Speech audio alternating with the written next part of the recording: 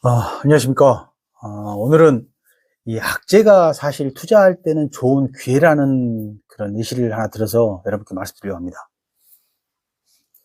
아침에 저한테 이제 많은 주주분들이 연락이 왔어요. 특히 저를 아시는 분들 중에 이제 두산 에너빌리티 투자한 분이 많습니다. 제가 그 종목을 오랫동안 갖고 있었거든요.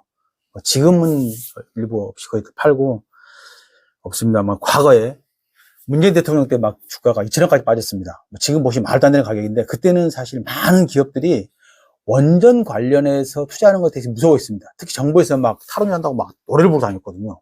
전 이해가 안 됐어요. 아니, 남들은 이 원전을 지으려면 돈이 많이 들잖아요. 근데 우리나라 다 우리 기술이에요. 그리고 이게 다 들어가는 돈들이 다 우리 하청업체에 내려가는 그런 파생되는 쉽게 말하면 경제의 선순환 구조를 갖고 만들 수 있는 그런 좋은 산업인데 대통령이 나서가지고 막 기업을 죽인다고 하니까 우리 그쪽계, 원자력계에서는 어이가 없었죠. 남들은 없어서 난리인데 있는 기술을, 아니, 국가의 대통령이 말하면 한 집안의 가장 큰 어른이 한 잘하고 있는 한 산업을 죽이겠다고 하니 사실 그 원자력계에서 미친놈 아니냐고 할 만큼 그런 적이 있었습니다. 저 손해 많이 봤다가 덕분에 이제 그분 그만두시고 차기 대통령 나오신 분이 뭐 하여간 뭐 또 원전 살리겠다 해가지고 주가가 또 급등했었죠. 저는 돈을 벌었습니다만 떠나서 그런 사실 이제 원자력 산업입니다. 근데 이게 왜 제가 그때 확신이 있었냐면 두산 에너빌리티는 자유진영에서 사실 이 원자력을 만들 수 있는 기업 중에 그 유일한 기업입니다. 뭐 당연히 프랑스도 있고 뭐 미국도 있고 몇 개 있다고 합니다만 실제로는 이게 두산 에너빌리티처럼 저렴하고 좋은 가격에 좋은 품질 을 수 있는 나라는 사실 없어요. 지금 저 공산지정에서는 중국이라는 나라가 하나 있죠. 러시아도 있고. 근데 그런 세계적인 기술을 갖고 있는 기업을 죽이겠다고 했습니다. 근데 저 입장에서는 이 산업이 좋아질 거고, 앞으로 AI 시대, 그때 AI라는 말 나오기 전이었습니다만, 그때는 뭐 IT 시대, 그리고 또 미국에서 인프라 때문에 전력이 필요하다는 얘기가 많이 나왔습니다. 그리고 전기차 때문에 또 전기가 많이 필요하다고 그랬었고, 그런 산업에서는 원자력만큼 저렴하게, 안정적으로, 이렇게 전력을 만들 수 있는 사실 그렇게 산업이 없었거든요. 근데 뭐 당연히 위험성은 있습니다. 세상에 위험한 게 어딨습니까? 뭐 자동차 위험 없고, 다 우리 길거리 걸어가서 벼락 맞아 죽을 위험도 있는 것처럼 없을 수는 없죠. 그걸 최대한 잘 관리할 수만 있으면 산업이 좋은 산업이었는데, 그러다 보니 그게 좀 어려웠습니다만, 예, 그런 이제 회사를, 얘기를 드리는 겁니다. 제가 뭐 이제 속도가 길었습니다만, 좀 정리를 하면, 어제 이제 체코에서 프랑스의 눈치를 보고 계약을 좀 중지하라고 가처분 결정을 해가지고 사실 이제 좀 호재가 악재 터졌죠. 아침에 시장에서 보시면은 27,000원 하던 주가가 25,100원으로 10% 이상 급락해서 떨어졌습니다.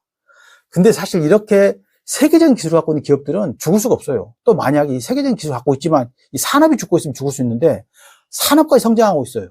그러면 더더욱 좋은 거죠. 제가 두산 에너빌리티 그렇습니다만 옛날 BHI라고 해서 여기도 복합 화력 발전 관련해가지고 좀 가스 잡지기 하답니다만 세계적인 기술을 하나 갖고 있습니다. 그때 이게 4,000원대까지 막 떨어졌어요. 저도 사가지고 저는 한 12,000, 2,000 팔고 나왔습니다. 지금 한 27,000원까지 가 있습니다. 정리를 하면 기술이 갖고 있는 기업들, 그러니까 기술이 갖고 있지만 그 기술이 또한 산업적으로도 성장하고 있는 산업들에 있는 그 기업은 악재가 터질 때는 우리 투자하는 입장에서는 호재로 봐야 됩니다. 두산 에너빌리티는 사실 지금 17조라는 작지 않은 시총을 갖고 있습니다만 그래도 SMRN 시장이 커지고 있잖아요. 이것도 아마 2, 3년 뒤부터는 이제 발주가 나와서 세계적으로 계속 커지겠죠. 그러면 우리가 학습 효과처럼 TSMC가 반도체를 만들어내면 세계적인 기업이 된 것처럼 향후에 이 원자력, SMR 시장에서는 두산 에너빌리티는 반도체 TSMC처럼 클 수 있는 그런 여력이 충분합니다. 그래서 이제 많은 이제 기관이나 외국인들이 두산 에너빌리티를 계속 사서 모으고 있는 거죠. 이런 악재가 터졌을 때는 산업이 죽지 않는 이상은 그 악재는 사실 투자할 때 좋은 기회라 봐야 됩니다. 반대로 대형 호재가 터졌어요. 호재가 터졌는데 이 호재가 단순한 그냥 단기 호재인지 아니면 산업적 호재인지 봐야 됩니다. 그래서 호재가 사실 터졌을 때는 파는 것도 괜찮은 방법입니다. 근데 우리 대부분 이제 이 개미 투자자들은 악재 때는 버리고 호재 때 막 살려고 막 덤비세요. 그 손실을 보시는 겁니다. 제가 오늘 뭐 두산 에너빌리티를 간단하게 제가 말씀드렸습니다만 여러분들께서 좀 공부를 하셔야 됩니다. 그래서 산업에서 이 갖고 있는 기업의 포지션이 어떤 포지션이 보고 그 포지션이 그 기술이 절대 이 기업이 없으면 못하는 기업들이 가끔 있어요. 한국에도. 그런 기업들은 이렇게 악재가 터졌을 때는 조금 긴 호흡으로 묻어 놓으시면 절대 손실 보지 않습니다. 그래서 제가 오늘, 이제 뭐 어제 그런 체코의 그런 이제 원전 관련 악재 터져가지고 이런 이제 원자력 관련주들이 급락을 했습니다만, 이런 급락한 상황에서는 이런 투자하는 우리 소액주주 입장에서는 호재라 생각하시고 좀 적극적으로 투자할 수 있다, 적극적으로 투자하는 거 어떨까 하는 말씀 드리면서 이런 영상을 좀 정리하려고 합니다. 구독과 좋아요 좀 부탁드리겠습니다. 하여간 투자는 그렇습니다. 공부를 해야 돼요. 제가 두산 에너비트 저는 길이 오래 좀 나올 수 있습니다만, 이걸 떠나가지고 우리나라 좋은 기업이 정말 많습니다. 최근에 아쉬운 건 이제 트럼프 때문에 이제 이렇게 산업이 좀 어려워지고 있습니다만, 그래도 그런 악재 중에 오늘 또 악재가 터졌죠. 특히 제약 바이오 쪽에 오늘 악재가 좀 많습니다.